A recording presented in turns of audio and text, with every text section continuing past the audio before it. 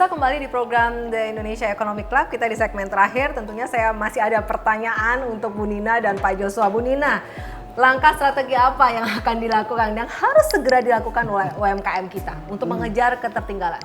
Nah itu dia, jadi memang kita harus pandai-pandai, tapi tentunya UKM tidak bisa jalan sendiri, jadi memang harus ada dukungan dari semua pihak, pemerintah, swasta, dunia usaha, dan lain-lain. Ini harus ada strategi bagaimana bisa semua ikut bisa berjualan.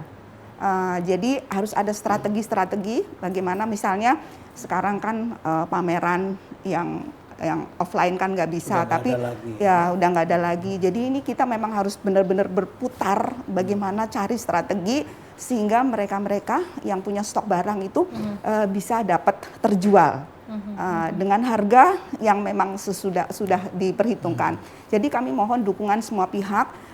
Jadi walaupun dengan offline dengan online sekarang, tapi tidak cukup hanya dengan online gampang, ternyata tidak mudah karena UKM tersebar di seluruh Indonesia. Jadi belum semuanya mahir, jadi memang harus ada bantuan-bantuan sosialisasi bagaimana saling dukung, saling membantu, termasuk Pemda masing-masing juga harus mendukung UKM di daerah masing-masing karena semuanya mempunyai keunikan tersendiri-sendiri dan bagaimana bisa bersinergi dengan yang di pusat.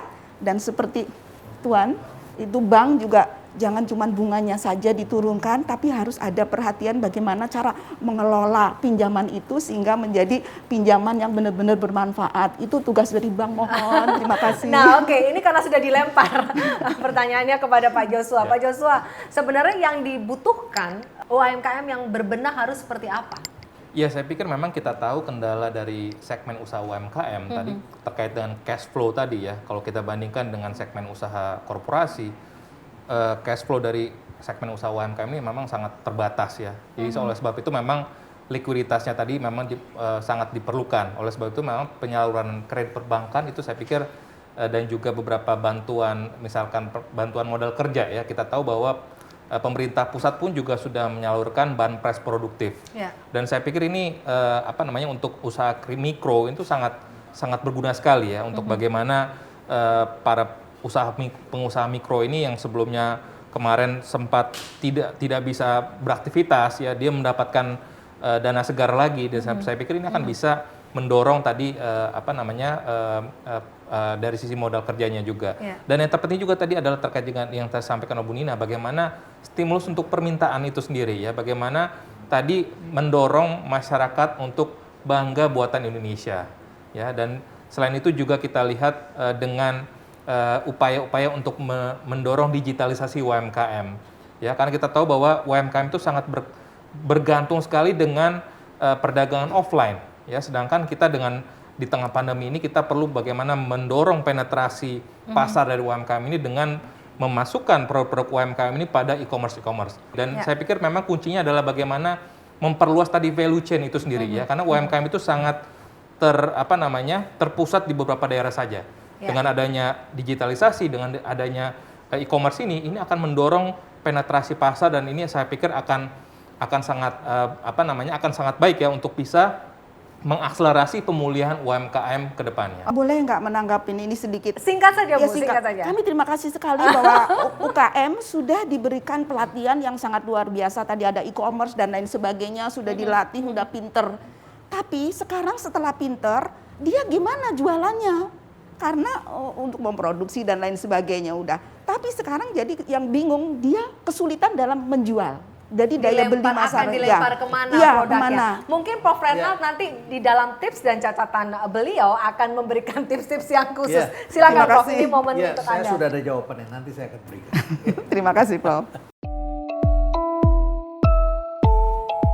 Ketika berbicara tentang UMKM, banyak yang cemas ketika kita mengalami suatu kemunduran. Jelas saja pandemi memang menciptakan banyak kemunduran. Karena konsumsi turun, mereka yang berada di lokasi berubah, perjalanan berubah, dan kemudian manusia mencari solusi yang lebih aman. Kita bisa menyaksikan lokasi berubah, dan ini bukanlah fenomena yang baru, tetapi setiap saat selalu terjadi. Oleh karena itu perhatikan beberapa tips yang dapat kita gunakan.